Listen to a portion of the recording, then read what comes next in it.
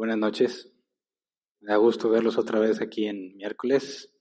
Gracias a Dios. Nuestro gobierno dice que los índices van a la baja, ¿verdad? Esperemos que rinda buen fruto el esfuerzo que hacemos. Los que se esfuerzan por quedarse aislados, ¿verdad? Por no estar afuera de forma innecesaria. Pero bueno, esperemos en Dios que también pronto podamos recuperar los domingos. O no sé si ya se acostumbraron al sábado y se sintieron más a gusto. A lo mejor ahora se va a sentir raro regresar a domingo, ¿verdad?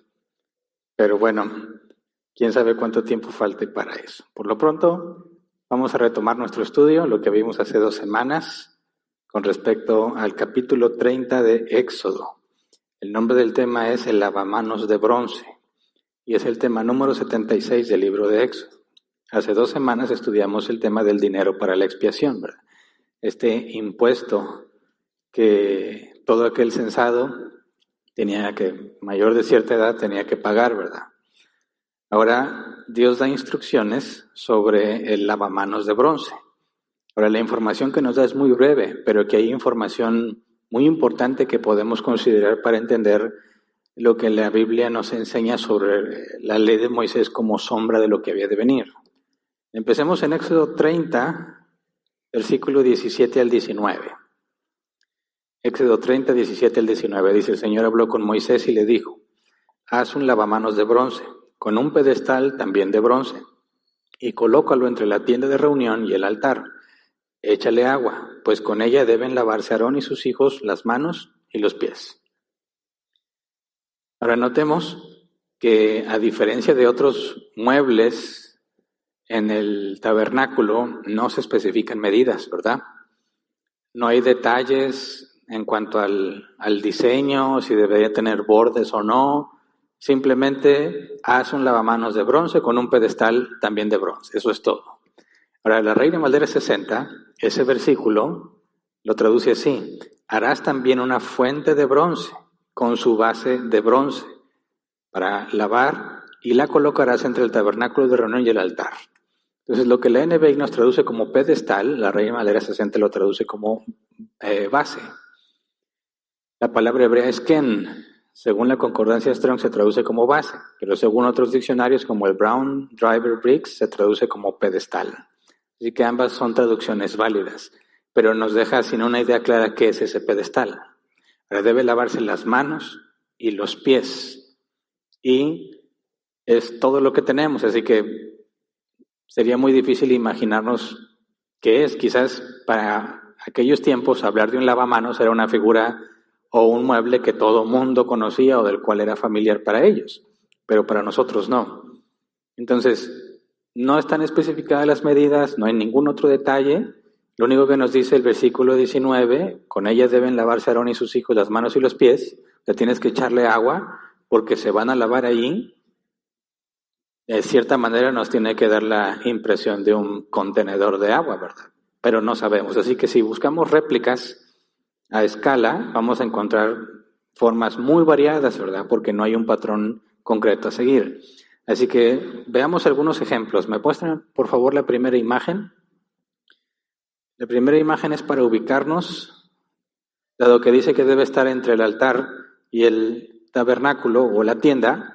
Tendríamos que decir que en el mapa que hemos estado viendo del modelo completo, ahí está el lavamanos de bronce, ¿verdad? Siguiente imagen, lo que nos permitiría ver la vista del altar, que es un modelo distinto, partiendo del lavamanos hacia el altar, es más o menos una escala. Como se supone que ese altar está hecho a escala, bueno, el lavamanos debería darnos una idea de cómo sería. Ahora la siguiente imagen nos da la otra perspectiva, hacia el tabernáculo. Y si te fijas ahí, el concepto de pedestal es como una base grande donde le ponen piedras para mantenerlo, ¿verdad? En su lugar, que si no se caería o no sé. Siguiente imagen. Esta siguiente imagen muestra un modelo muy diferente. La base o pedestal, pues, es muy pequeño comparado a la parte de arriba, pero tiene una serie de columnas, ¿verdad?, que lo sostienen y le darían en cierta manera mayor estabilidad. Ahora la siguiente imagen, por favor. Aquí este otro es un modelo diferente. Fíjate cómo tiene la parte de abajo del pedestal. Ahora, tiene vestiduras muy antiguas, pero los zapatos muy modernos, ¿verdad? El modelo que está ahí. Pero sería una representación de un posible uso del pedestal. O sea, tendría agua arriba para las manos y abajo para los pies. Pero los primeros dos modelos que vimos no tenía agua en la parte de abajo. Entonces estuve buscando en distintos comentarios y no hay un consenso sobre cómo sería.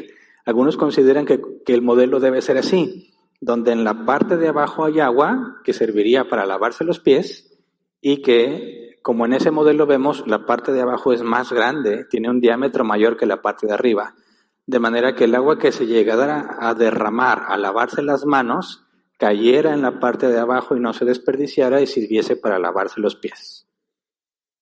Ahora, no vamos a poder tener certeza alguna de qué forma tenía, pero el sentido es muy práctico, ¿verdad? Tenían que lavarse las manos y los pies. Ahora la pregunta es, ¿para qué? Éxodo 30, versículo 20 y 21. Dice, siempre que entren en la tienda de reunión o cuando se acerquen al altar y presenten al Señor alguna ofrenda por fuego, deberán lavarse con agua, las manos y los pies para que no mueran. Esta será una ley perpetua para Aarón y sus descendientes por todas las generaciones. Entonces, ¿para qué se lavaban las manos y los pies? Para preservar la vida. Que si no lo hacían, se morían. Y esto es interesante, ¿por qué? O sea, si de repente llega un sacerdote y decía, bueno, a ver, a chambear, tráiganme el primer animalito y empezaba a hacer sus cortes y se le olvidó lavarse las manos, ¿qué iba a pasar con él? ¿Moriría sobrenaturalmente o moriría a causa de una pena capital? O sea, sería lo mismo que entrar al lugar santísimo sin haber hecho un sacrificio expiatorio por ti, morirías porque ahí estaba la presencia de Dios. La pregunta es, si a alguien se le pasó a lavarse las manos o los pies al ofrecer un animal o entró al tabernáculo y se me olvidó lavarme las manos o los pies, ¿moriría así instantáneamente o no? No se sabe con certeza, pero según vi hay algún cierto consenso en los comentaristas que consulté, que no sería una muerte sobrenatural, sino una pena de muerte para el que no lo haga. Ahora, si es una pena de muerte para el que no lo hizo, ¿quién va a delatarlo? ¿Quién tendría que estar al pendiente a ver si lo hace? No se especifica, ¿verdad? Quizás tendría que ser otro de los sacerdotes, que no se lavó las manos, órale, a matarlo. ¿Pero por qué pena de muerte? Porque es equiparado con el asesinato. Recuerden que si alguien asesinaba, tenía que morir. Si alguien secuestraba a una persona, o sea, en contra de su voluntad, le ponía a trabajar como esclavo, debía de morir. Y había otras cláusulas por las cuales debía de morir. ¿Por qué esto es tan grave? Entonces veamos lo que dice el comentario Pulpi. Dice, lavamanos, debía mantenerse constantemente abastecido de agua y debía proporcionar lo que fuese necesario para las diversas ceremonias. Los sacerdotes debían lavarse las manos y los pies cada vez que entraban en la tienda sagrada e incluso cada vez que ministraban en el altar de bronce. Esta ley debía ser estatuto perpetuo y su violación debería ser castigada con la muerte. Este comentarista interpreta que al hablar de un estatuto perpetuo es una ley que se debe de vigilar, alguien la debe de vigilar aunque no esté especificado, y al que se sorprendiera quebrantándolo, moriría. El comentario Hélicos dice, se requería agua para que se lavaran los sacerdotes, para el lavado de ciertas partes de la víctima y probablemente para limpiar el altar mismo y el suelo sobre el cual estaba manchas de sangre y otras impurezas. Bueno, esto es especulación, ¿verdad? Porque no lo dice. Y aquí está hablando de darle un uso muy práctico siempre que se requiriera agua, ¿verdad? De ahí lo tomarías. Por ejemplo, en Levítico 1:9 dice, las entrañas y las patas se lavarán con agua y el sacerdote lo quemará todo en el altar. Es un holocausto, una ofrenda presentada por fuego de aroma grato al Señor. Entonces, si se debía lavar, ¿con qué agua lo lavaban? En lo que hemos visto en Éxodo 30 no habla de lavar partes del sacrificio, de la víctima. Eso lo encontramos hasta el primer capítulo de Levítico. Entonces, si tenía que requerir agua para lavar esas partes del sacrificio, dice el comentario Hélico, seguramente tomaban del agua que estaba en el lavamanos. Ahora el comentario Benson dice, esto fue diseñado para enseñarles la pureza en todos sus ministerios y poseerlos con una reverencia a la santidad de Dios y un temor a las contaminaciones del pecado. No solo deben lavarse y limpiarse cuando fueron consagrados por primera vez, sino que deben lavarse y mantenerse limpios siempre que vayan a ministrar. Solo estará en el santuario de Dios el que tiene manos limpias y corazón puro. Aquí le da un sentido distinto, ¿verdad? Aquí ya no está hablando de la parte útil y práctica de lavamanos, sino lo que probablemente, según este comentarista, se está comunicando. Tiene que ver con lavarte o reconocer que debes estar limpio de pecado cada vez que sirves a Dios. Ahora, haciendo referencia a esto nos lleva a pensar, ¿realmente Dios estaba enfocado en que se le sirviera literalmente con las manos lavadas o es un símbolo de otra cosa? Imagínate como si fuesen tiempos de pandemia, te tienes que lavar las manos por todo lo que vas a provocar si no te las lavas, sobre todo con el virus, el coronavirus, ¿verdad? En aquellos entonces también se podría, digamos, contaminar las ofrendas que se iban a ofrecer si no te lavas las manos. Entonces existen dos posibilidades. O Dios está pensando en que no se transmitan bacterias o virus por el contacto de estas manos con sangre, porque obviamente agarran al animal, lo tienen que degollar y luego tienen que partir y todo. ¿Qué tipo de cosas tendrán en las manos haciendo todo ese trabajo, verdad? Y luego tenían que estar cuidando que se queme bien y todo eso, y luego otro animal, y luego la otra vez la carne. Y algún sentido dice, bueno, pues era una forma de higiene, ¿verdad? Para no enfermar a nadie, porque ellos constantemente están haciendo eso. Ahora, eso implicaría que cada que ofrezcan un animal tendrían que ir a lavarse las manos, pero no se nos dice con qué frecuencia deberían de lavárselas, sino que si van a ponerse a servir en el altar o entrar a la tienda, tenían que lavarse manos y pies. Entonces, el sentido que da el comentario Benson no lo ve en forma práctica para evitar que se contagien o se transmitan bacterias o virus, sino en el sentido de lo que puede comunicar el hecho de lavarse las manos y los pies. Ahora, si lo vemos de esa perspectiva, tendríamos que pensar en lo que vimos temas atrás cuando hablamos de la consagración de los sacerdotes. Y dijimos que Dios había ordenado que Moisés tenía que bañar a los sacerdotes, ¿se acuerdan? Y no se especificaba cómo, pero tenía que bañarlos. Entonces, si va a haber un lavamanos y los tiene que bañar cuando son consagrados, es probable que de esa misma agua los bañara, pero ese bañarlos era en un sentido general, ¿verdad? No las manos y los pies, sino bañarlos por completo. Y decíamos, ¿por qué? Porque vas a ser nombrado sacerdote porque ya tuviste la edad y ya el caso del sumo sacerdote ya murió, el sumo sacerdote tiene que seguir el próximo en la descendencia, el primogénito en ese caso, tenía que ser bañado y examinamos que tenía que ver con un símbolo, ¿verdad? De limpieza, había sido limpiado, consagrado para Dios. Tomando ese mismo símbolo, decimos, ¿por qué se tienen que lavar las manos y los pies? Lo que algunos comentaristas dicen es que también comunica la misma idea de limpieza. Ahora, si vamos a Zacarías 13:1, fíjate las palabras que usa. En aquel día se abrirá una fuente para lavar del pecado y de la impureza a la casa real de David y a los habitantes de Jerusalén. La Reina Valera 60 no nos traduce como el lavamanos de bronce, sino como la fuente de bronce. En este caso se habla de una fuente para lavar.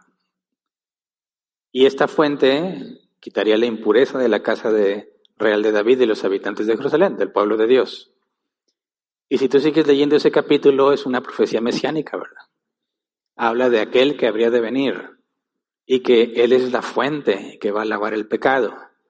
Así que empezamos a ver que hay una referencia clara cuando fueron consagrados al ser bañados y luego la instrucción de estar constantemente lavándose las manos y los pies tiene que ver con el elemento del agua quitando el pecado, purificándote ritualmente.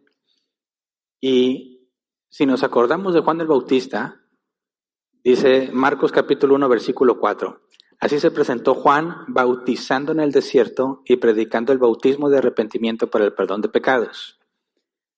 Bautismo, ellos se tenían que sumergir en agua corriente, ¿verdad? En un río, de preferencia, ¿verdad? No se especifica claramente si siempre era en agua corriente pero lo que pude encontrar es que era lo normal. Y luego Mateo 3:6, cuando confesaban sus pecados, Él los bautizaba en el río Jordán.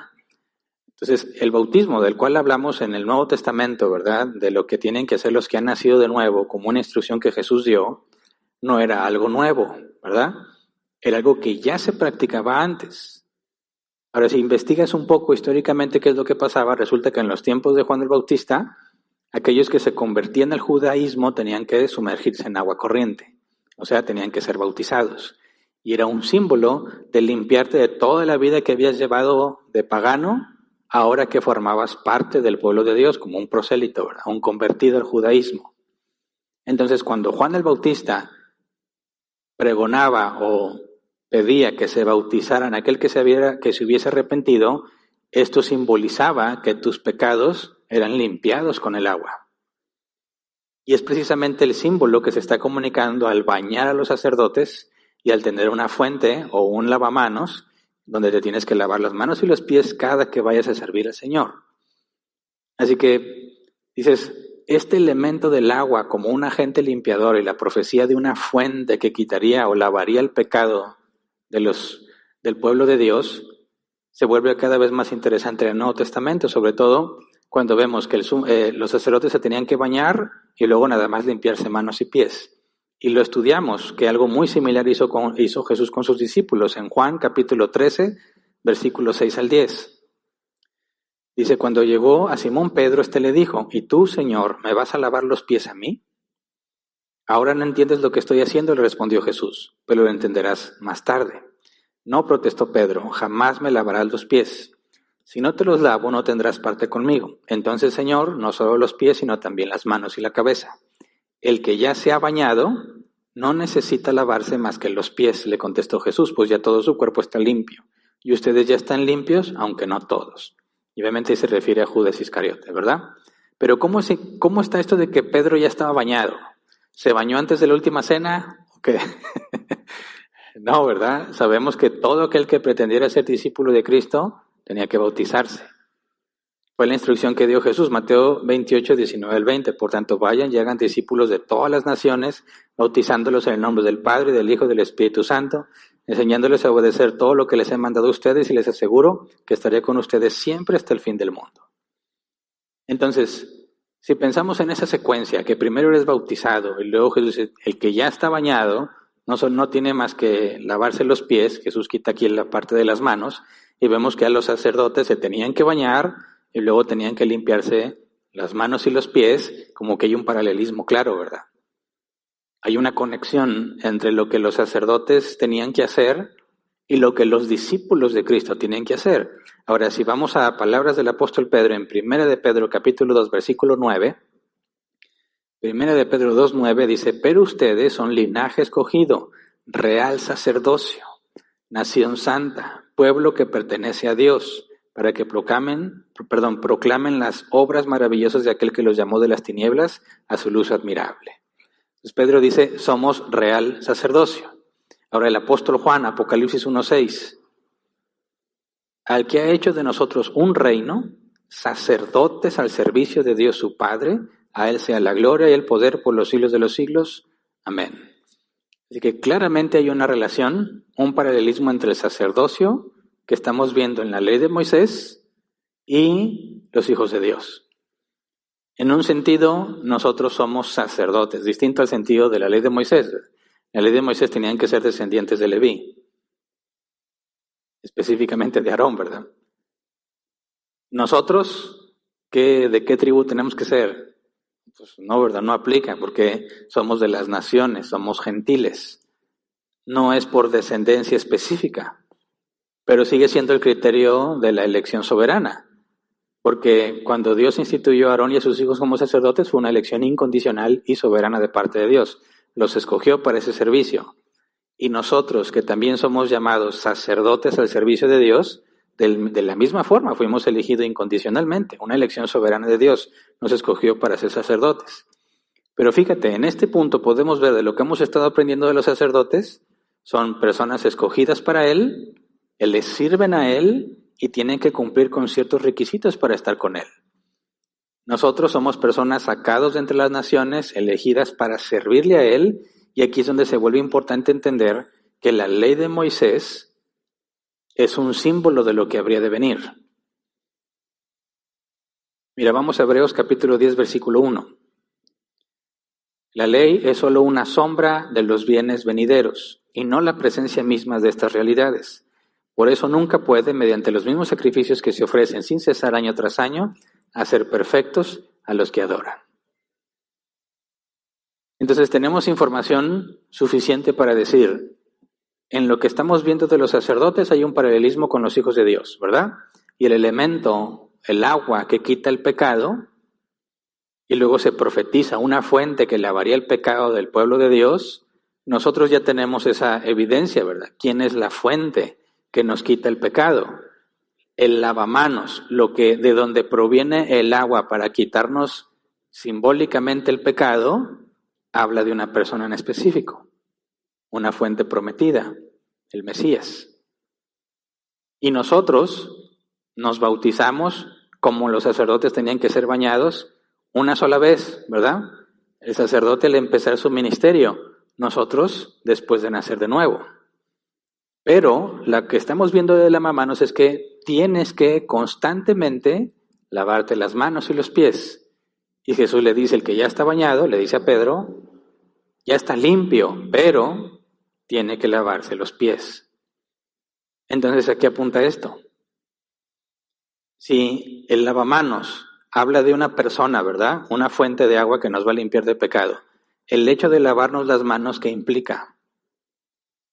¿Y por qué tienes que hacerlo constantemente bajo pena de muerte en el caso de los sacerdotes? ¿Qué significa esa pena de muerte? ¿Por qué si dejas de lavarte las manos y los pies tenías que morir? ¿A dónde está apuntando eso? Una realidad que nosotros estamos viviendo hoy en día. Así que hagamos ese ejercicio porque es lo que estamos estudiando los sábados. Nosotros fuimos bautizados, ok, ahora constantemente hay que lavarse los pies. Dice Jesús, si no te lavo los pies, no tienes parte conmigo. Es un hecho que los hijos de Dios tienen que estarse lavando los pies.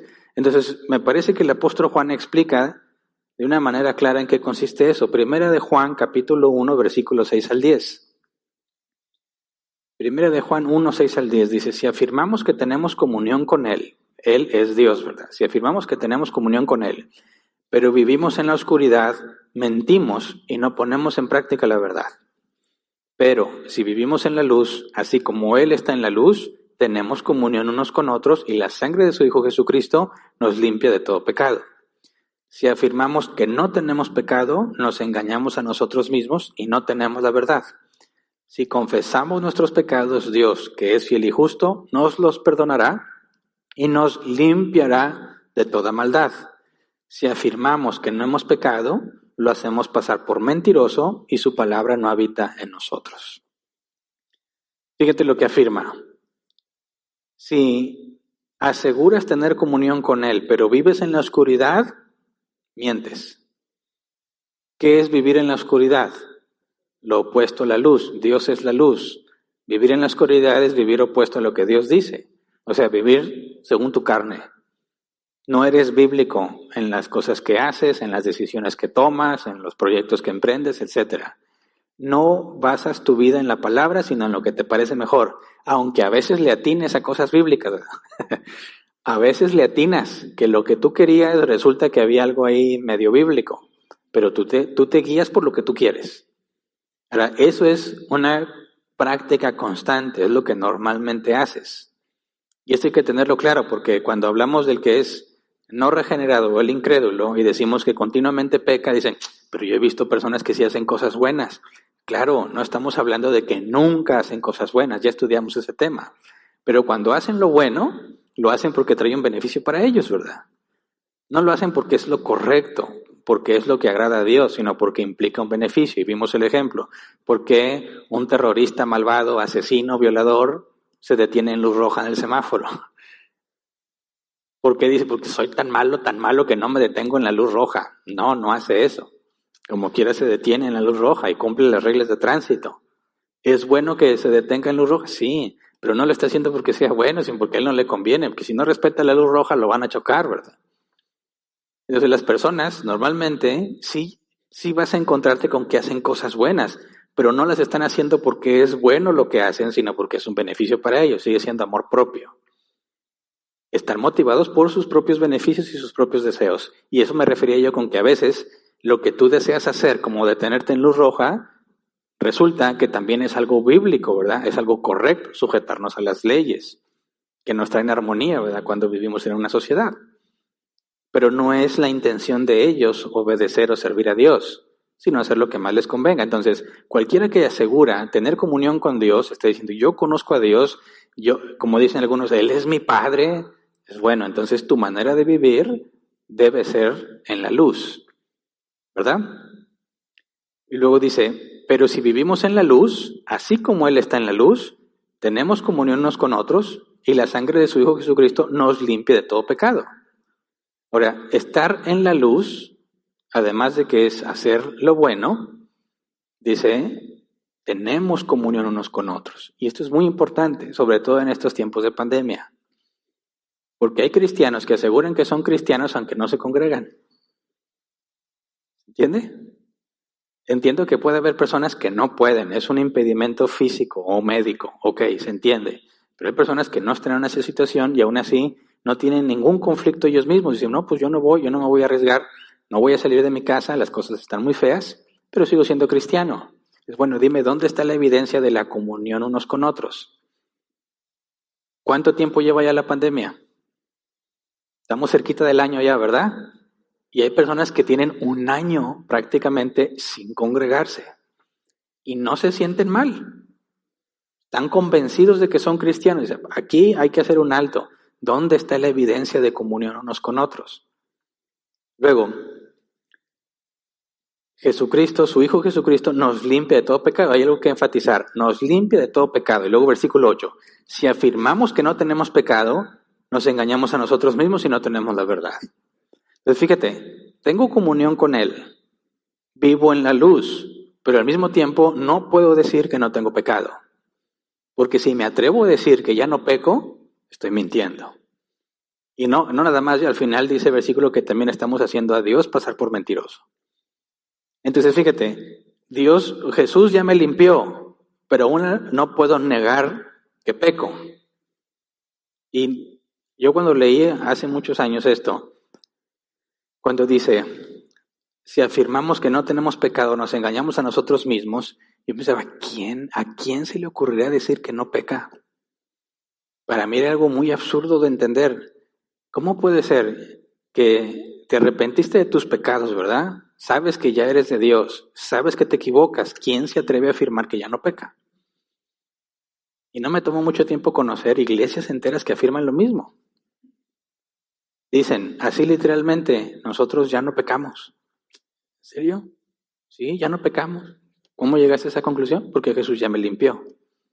Y si me limpió, Él no falla, ¿verdad? No puede ser que me haya limpiado y me haya dejado como quiera manchado, entonces no me limpió. Y si ya me limpió de todo pecado, entonces ya no peco. Entonces ya no mientes. ¿Eh? Ya no quedas mal. Todas las leyes de Dios las cumples. No, es que eso no es pecado, eso es tropiezo. Nos tropezamos, pero no pecamos. Es por favor. Es exactamente lo mismo, ¿verdad? Pecar y tropezar es exactamente lo mismo. Errar al blanco. Pero están convencidos de que ya no pecan y que ya no son pecadores. Entonces, tiene mucho sentido lo que está diciendo aquí el apóstol Juan. Hay personas que se atreven a afirmar que no pecan, pero luego dice el versículo 9, si confesamos nuestros pecados, Dios, que es fiel y justo, nos los perdonará y nos limpiará de toda maldad. Confesar tu pecado. Fíjate bien, si vives en la luz, no puedes negar que pecas y debes confesar tu pecado. ¿Qué significa vivir en la luz entonces? No nada más es hacer lo bueno y lo que agrada a Dios, sino también estar expuesto. Sabes que estás ante un Dios que todo lo ve y que todo lo sabe. Y para nosotros, seres defectuosos, vivir en la luz implica reconocer todas nuestras faltas que son claramente visibles para nuestro Dios. Entonces, sí nos limpió, pero aún tenemos que ir a confesar pecado. Y Dios, que es fiel y justo, dice, nos los perdonará y nos limpiará de toda maldad. Y aquí está el mismo enfoque del limpiar, ¿verdad? Pero la pregunta es, ok, Dios es fiel, entiendo que Él me perdona porque Él es fiel. Él no se puede negar a sí mismo, Él prometió que me va a salvar, no va a cambiar de opinión. Me adoptó como su hijo. Ok, pero justo, mucho tiempo batallé para entender cómo puede ser justo que Dios me perdone. Porque lo justo sería que me condene, no que me perdone. ¿Verdad? ¿Cómo podemos decir que Dios es justo al perdonarme? Sería lo opuesto, ¿no? Dios es misericordioso al perdonarme. Sería justo al condenarme. Bueno, eso sí lo vemos desde el sentido de lo que merecemos. Pero ¿cómo puede ser Dios justo al perdonarnos? Es justo porque Jesús ya pagó el precio. Y si ya la deuda está saldada, es justo que nos perdone. ¿Se entiende? Entonces, fíjate lo que nos dice el apóstol Juan. Versículo 10, si afirmamos que no hemos pecado, lo hacemos pasar por mentiroso y su palabra no habita en nosotros. Entonces tenemos esta idea, este concepto. Ya te limpió, pero aún así sigues pecando. Y tienes que continuamente confesar tu pecado. ¿Qué representa el hecho de que hayamos sido bautizados?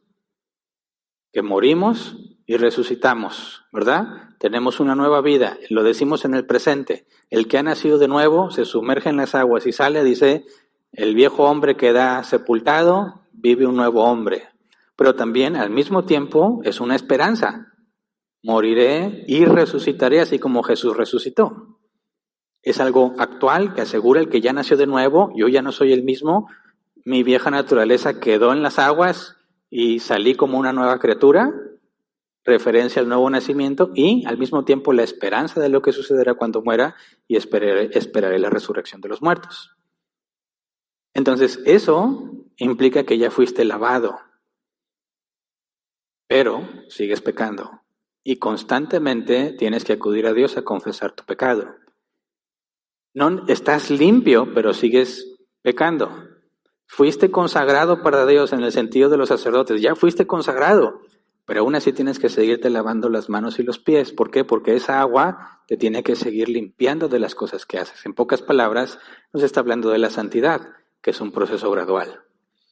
Que a pesar de que fui declarado justo y que fui regenerado, aún así estoy en un cuerpo de muerte y constantemente tengo que estar limpiándome por medio de la sangre del Cordero, que ya limpió todos mis pecados, pero que Dios, al ser justo por la deuda que ya se saldó, me va a perdonar lo que yo haga cuando le confiese.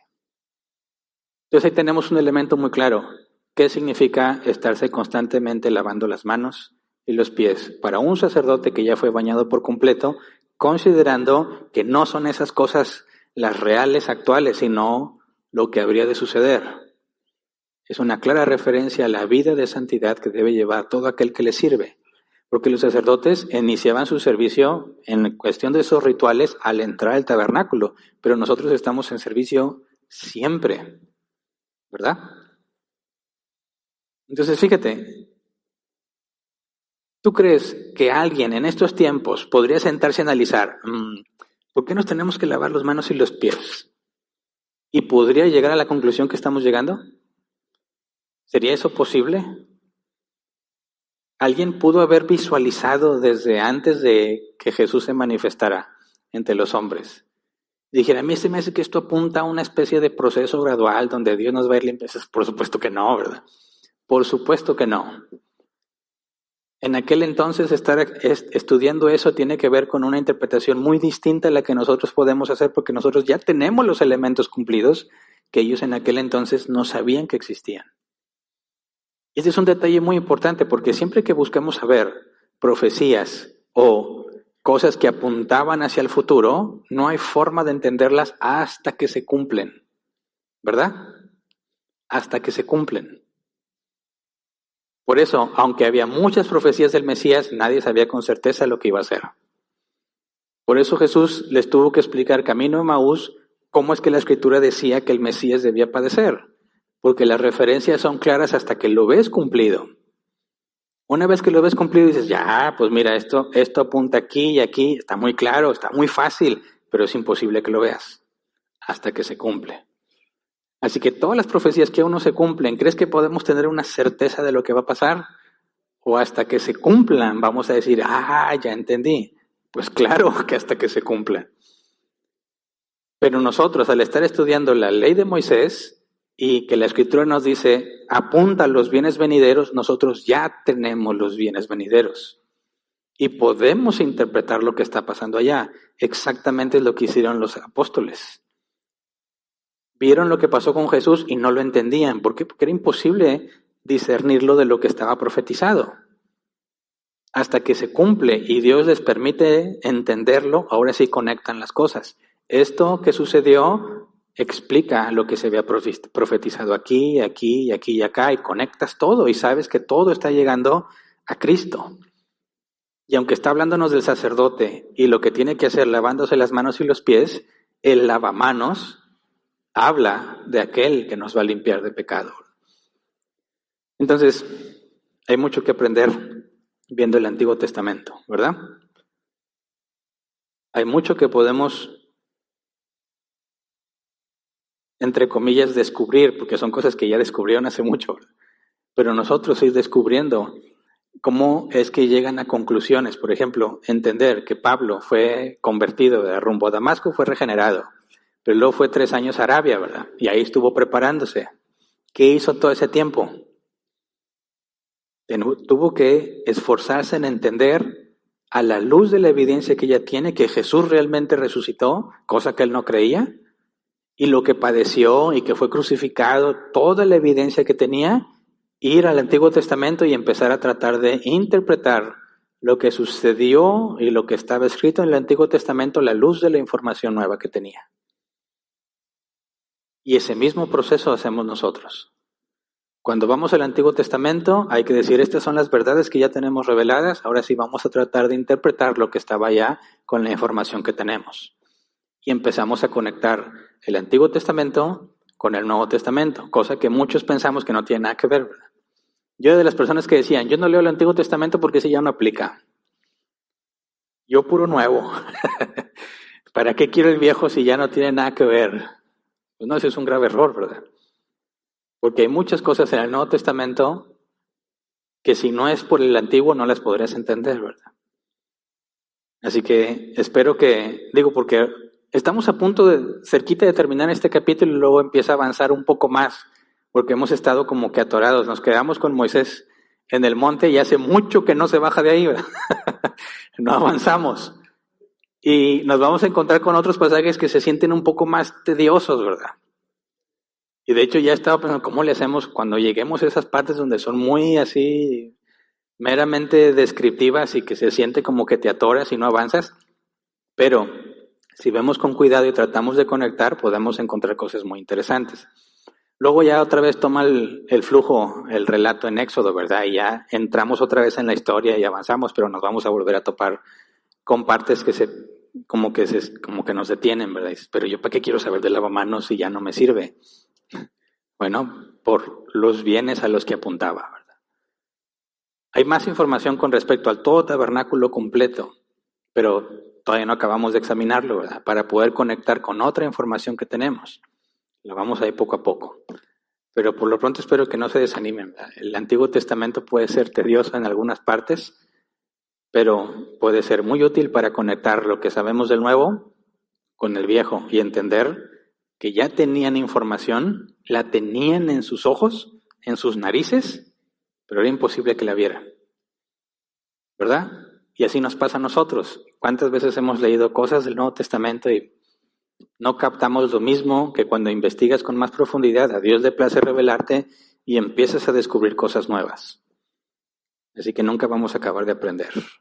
Y en la eternidad vamos a estar haciendo exactamente lo mismo.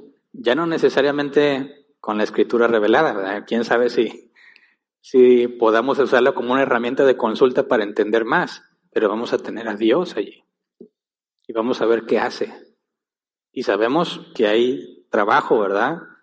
Las naciones llevan ofrendas, están organizadas por naciones. El trabajo no es del diablo y no es cosa meramente mundana.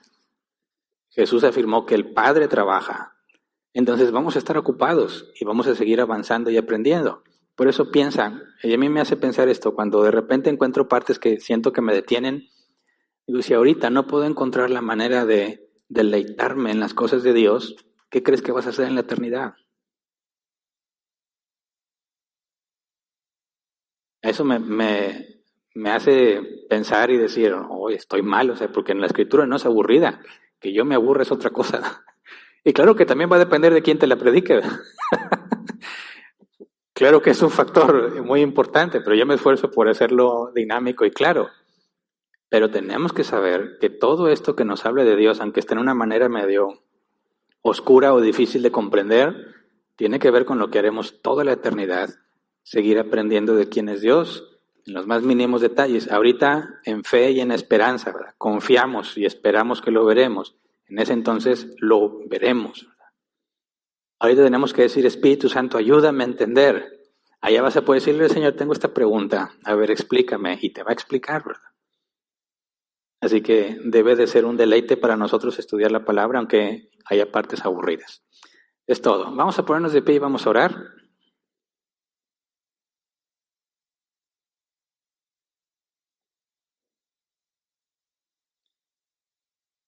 Yo creo que aquí debemos aplicar esto que decía el apóstol Juan, vivimos en la luz. O sea, no podemos ocultar lo que hacemos. No podemos creer que podemos mantener oculto nuestro pecado. No se puede porque vives en la luz y en la luz todo se ve. Vivir en la luz implica reconocer tu maldad y acercarte a Dios y confesarlo. Fíjate bien, confesarlo. Confiesas lo que haces. No tratas de justificarlo, ni de explicarlo de una manera que no se vea tan feo. Lo confiesas. Y confías en que Él es fiel y justo para perdonarte. Pero eso es vivir en la luz. Lavarse las manos y los pies, cosa que el sacerdote tenía que hacer siempre que servía. Jesús pone el ejemplo de lavarse los pies. Luego el Nuevo Testamento nos cambia un poco la figura y ahora habla de lavar sus vestiduras. Apocalipsis, bienaventurado el que lava sus vestiduras, en el capítulo final. Bienaventurado el que lava sus vestiduras. Así que es algo que constantemente tenemos que hacer. Tener un tiempo para meditar en lo que hemos hecho, porque hay cosas que se nos escapan, ¿verdad? Siempre que llegues un día y digas, hoy casi no pequé, te estás engañando a ti mismo, ¿verdad? Se trata de meditar y repasar en tu mente lo que hiciste. Depende de qué hora oras y si oras. Pero si oras en la mañana, repasas lo del día anterior. Si oras en la tarde, pues bueno, lo que llevas del día y la tarde anterior, ¿verdad? Pero tienes que estar haciendo un constante esfuerzo de examinar que lo que hiciste esté de acuerdo a la Escritura. Y cuando encuentras que hiciste algo indebido, lo reconoces y lo que implica, ¿verdad? Es difícil. Puede ser incluso cansado y frustrante porque siempre encuentras fallas. Pero eso implica vivir en la luz. El que vive en la oscuridad peca, lo oculta de los demás y piensa que realmente quedó oculto. Y trata de vivir su vida cristiana como si nadie supiera, ignorando completamente que Dios sabe perfectamente lo que hiciste. Y te convences que nadie se dio cuenta. Te convences que Dios no se dio cuenta. Y se vuelve cada vez más difícil la vida. Porque si eres su hijo, te va a disciplinar, ¿verdad? Te va a disciplinar. Y la disciplina, dice la Escritura, no es agradable. Produce buen fruto, pero no es nada agradable. Así que lo haces por las buenas, por las malas. ¿Cuál escoges? Vamos a orar. Señor, gracias por tu fidelidad. Gracias porque por tu Hijo podemos confiar en que nos perdonas nuestras faltas, nuestros errores, que son muchos. Señor, enséñanos a examinar nuestras vidas, de manera que podamos discernir las cosas que hemos hecho mal y aquellas que hemos hecho bien. Difícilmente, Señor, encontraremos en nosotros cosas muy bien hechas. Sabemos que nuestra maldad siempre contamina todo lo que hacemos, pero aún así sabemos que tu Espíritu Santo en nosotros nos lleva a hacer cosas agradables a ti. Así que enséñanos a vivir con la conciencia que necesitamos de reconocer las cosas que hacemos mal y no pretender engañarte, ocultándolas de ti, cosa que es imposible de hacer. Así como estableciste que aquel sacerdote que no se lavara las manos y los pies debía morir, entendemos lo que dice el apóstol Juan. Aquel que pretende tener comunión contigo, asegura tenerla y al mismo tiempo no se lava, sino que vive en oscuridad, miente y morirá cuando llegue el juicio. Señor, concédenos estar constantemente acudiendo a ti para pedirte perdón por nuestros errores y no nada más saber que nos has perdonado, sino, como decía Moisés, enséñanos a contar de tal manera nuestros días que traigamos al corazón sabiduría. Tu palabra dice que nada de lo que nos pasa es en vano, sino que todo es para nuestro bien. Así que enséñanos, Padre, a pesar de nuestros errores, a adquirir sabiduría. A pesar de que nos equivoquemos, entender, Señor, cómo podemos avanzar y cómo podemos evitar caer en el mismo error. Que nuestros tropiezos, Señor, no sean actos meramente que olvidamos, sino que tengamos conscientes para esforzarnos en evitar hacerlos de nuevo. El que piense estar firme, dice tu palabra, mire que no caiga. Así que concédenos vivir, Señor, lo que ordenaste a tus sacerdotes, siempre que te sirvan, lavarse las manos y los pies. En nuestro caso, dado que siempre estamos a tu servicio, concédenos constantemente acudir a ti a confesar nuestro pecado, para que, por tu fidelidad y tu justicia, nos perdones y nos limpies de toda maldad.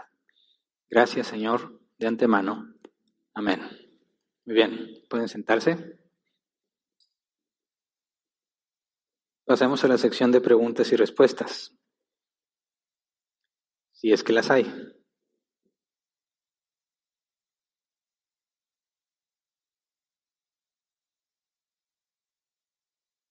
No, ¿verdad? ¿No hay? Muy bien. Entonces nada más aprovecho porque vi que alguien en una sesión de los martes puso su pregunta en este grupo de WhatsApp. Y quiero aclarar esa confusión, ¿verdad? Este grupo de WhatsApp es solo para la sección de preguntas y respuestas de las reuniones de miércoles y de domingo. Las sesiones que tenemos de preguntas y respuestas los martes, cada 2 semanas, es decir, este próximo martes ya tenemos otra vez sesión de preguntas y respuestas. Ahí las preguntas las tienes que hacer en YouTube. Ahí no se transmite por Facebook y no se usa este grupo de preguntas. Tienes que escribir tus comentarios en YouTube para que yo los pueda ver y los alcance a responder. Entonces, para que no haya confusión y traten de usar este grupo en secciones que no corresponden. Es todo entonces. Si Dios quiere, entonces nos vemos el sábado. Ahí está la caja de las ofrendas para que quiera ofrendar y que esto continúe funcionando. Según escuché, vienen tiempos muy fríos este fin de semana. Este calorcito no es natural, ¿verdad? Y ya nos duró, lo que implica que viene la helada. Y según lo que escuché, viene muy, muy frío. No pude saber con certeza si sábado o domingo, pero se supone que el fin de semana, temperaturas bajo cero. Entonces, laven lo que tenga que hacer para prepararnos. Aunque se ponga bien frío, no se va a cancelar la reunión. Te vienes bien abrigado. Y por favor, recordarles que está prohibido aquí el contacto físico, ¿verdad? Yo sé que en la Biblia el apóstol Pablo dijo que nos saludáramos con ósculo santo, ¿verdad? Pero ellos no tenían COVID. Entonces, saludos de lo que sea, por favor, no. Digo, obviamente, tu esposa sí, ¿verdad? O sea, no quisiera que pensaran, no, aquí no nos podemos tocar porque estamos en la iglesia. No, claro, los que viven en el mismo domicilio sí lo pueden hacer. Ya vienen de su casa, si ya pues están bien contagiados, no se van a contagiar entre ellos aquí, ¿verdad? Pero aquellos que no son del mismo domicilio, evitémoslo. Porque cada vez es más frecuente que nos enteramos que hay personas que tienen COVID y luego, y yo la saludé o no sé, y empieza la duda de que si me contagié y se empieza a aislar mucha gente, entonces evitémonos eso. Sabemos que aunque haya personas que estén contagiadas, ellos con cubreboca, nosotros con cubreboca, con las medidas que tenemos, distancia y gel, es casi nula la posibilidad de que nos contagiemos. Entonces, por eso nada más reforzar que evitemos el contacto físico, nada de saludos, nada de abrazos. Sé que a algunos pues les cuesta mucho frenarse de eso. Por favor, no lo hagamos, para que todos podamos seguir viniendo sin problemas, ¿verdad? Y no tengamos que empezar a aislarnos todos por sospechas, como ya nos pasa a nosotros. Sospechas de que a lo mejor tengo COVID y luego pasan 2 semanas y luego, no tenías y es tiempo perdido, no avanzas, no serviste al Señor lo que como debiste haberlo hecho. Entonces evitémonos esos problemas, ¿verdad? Para cuidarnos unos a otros. ¿Hay qué? ¿Llegaron preguntas? ¿Les damos chance o no?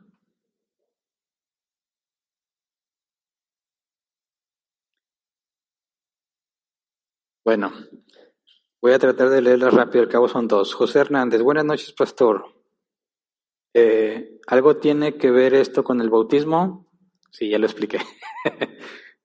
Me adelanté, ¿verdad? Siguiente, Jesús Ortiz Franco. ¿Es malo experimentar con animales según la ciencia? Bueno, eso no tiene nada que ver con el tema, ¿verdad? Y luego dice José Hernández, ¿y si me bautizo en el nombre de Jesús? Bueno, mencioné el bautismo, ¿verdad? Jesús dijo, bautícenlos en el nombre del Padre, del Hijo y del Espíritu Santo. Es claro, ¿verdad? Es lo que lo llamamos la fórmula bautismal. En el nombre del Padre, del Hijo y del Espíritu Santo. Sin embargo, en el libro de Hechos tenemos que eran bautizados en el nombre de Jesús. Y esto genera un conflicto. Dice, ¿me debo de bautizar en el nombre de Jesús o en el nombre del Padre, del Hijo y del Espíritu Santo? La respuesta es que son las dos cosas. Obedecemos fielmente lo que Jesús dijo, bautícelos en el nombre del Padre, del Hijo y del Espíritu Santo. Y lo hacemos en el nombre de Jesús, porque lo que eso significa es que lo hacemos por la autoridad que Él nos dio para hacerlo. Lo hacemos en su nombre. Entonces, yo para evitar el conflicto de conciencia de aquel que es bautizado por mí o aquí en árbol plantado, siempre nos aseguramos de explicar este posible conflicto y decir, cuando estamos bautizando a alguien, decimos, yo te bautizo en el nombre del Padre, del Hijo y del Espíritu Santo, cumpliendo el mandato de Jesús, y luego digo, en el nombre de Jesús, porque es Jesús quien me mandó a hacerlo. Y así, quien haya sido bautizado, pues no va a tener conflicto, porque tanto en el nombre del Padre, el Hijo y el Espíritu Santo, como en el nombre de Jesús, y se acaba el problema.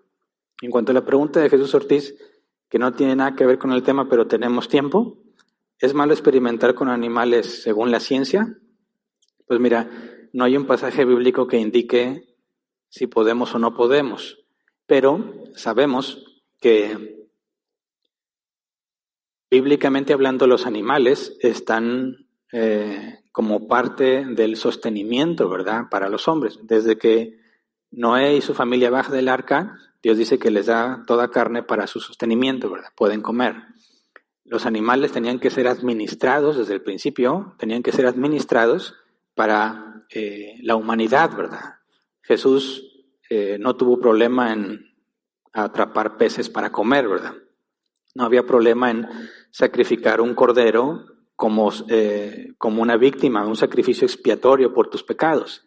Entonces, cuando vemos en los beneficios que puede traer a la humanidad cierto tipo de experimentación con animales, yo no le encuentro un problema bíblico, ¿verdad? Puesto que se está buscando el bien para la humanidad. Ahora, la ética en cuanto a qué tipo de experimentos y qué tipo de dolor o sufrimiento son expuestos a los animales, pues hay que considerar con detalle. Pero es una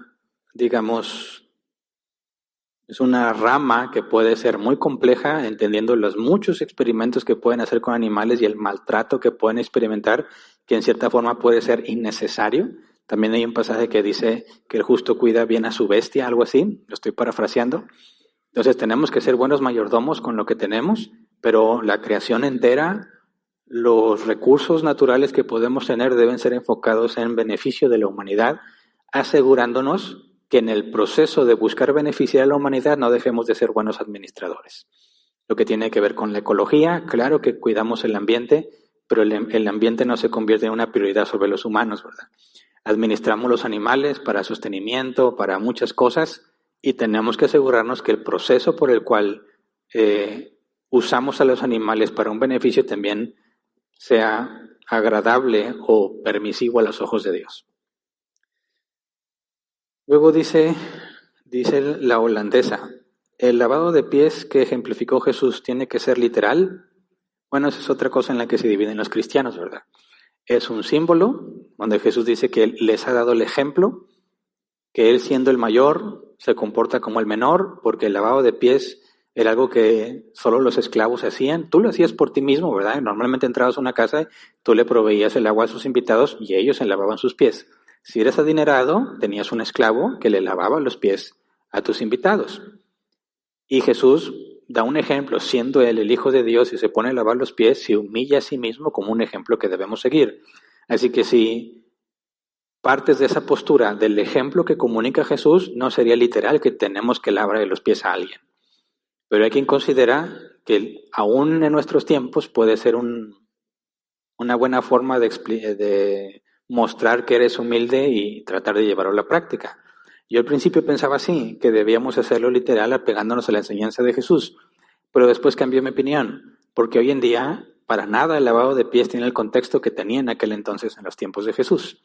De hecho, si llega alguien a tu casa o aquí a la iglesia, déjame lavarte los pies, se va a sentir raro, ¿verdad? Para empezar, a lo mejor se trajo los calcetines rotos, no se cortó las uñas, etcétera, etcétera. Entonces puedes meterte en problemas no deseados o innecesarios y no veo yo que tiene que ser algo literal. Así que sí, me parece que lo correcto es entender lo que Jesús comunicó y encontrar otras maneras donde nosotros demos el ejemplo como Jesús lo dio. Bueno, esa sería mi postura y respeto a quienes lo quieran hacer literal. Ahora sí, ¿verdad? Es todo. Bueno, ahora sí, gracias a todos por estar aquí. Si Dios quiere, nos vemos entonces el próximo sábado.